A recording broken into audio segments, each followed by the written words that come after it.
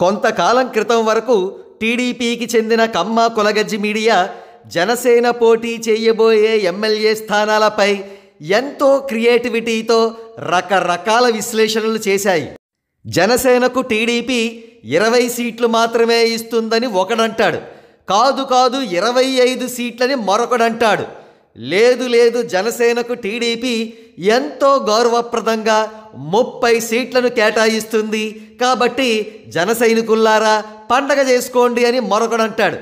ఈ విషయంలో fake స్టోరీలను వండివార్చే ABN Radhakrishna అందరికంటే ముందున్నాడు.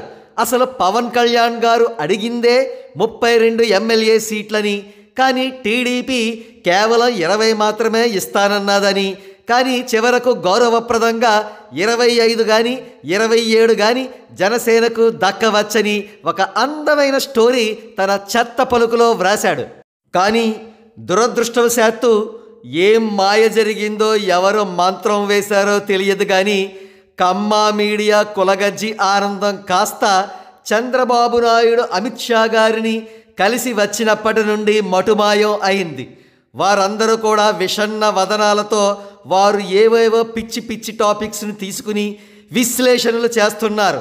చివరకు ఎవడో కోన్ కిస్కాగాడు హైదరాబాదును ఉమ్మడి రాజధానిగా మరికొంతకాలం కొనసాగించమని కోరుతాం అంటే దాని మీద కూడా పిచ్చి విశ్లేషణలు గంటల తరబడి మెయింటైన్ చేయవలసిన దుస్థితి కమ్మ మీడియాకు దాపురించింది.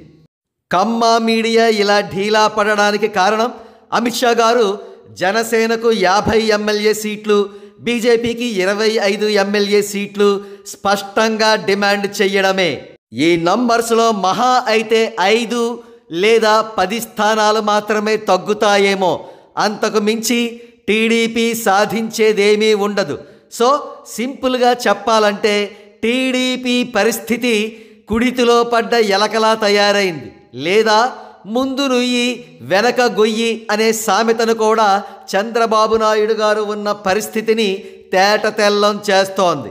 పాపం ఈ కారణాల వల్లే కమ్మ కొలగజ్జి మీడియా జనసేన పోటీ చెయ్యబోయే స్థానాలపై తమ విశ్లేషణలను సడన్గా ఆపు చేసింది.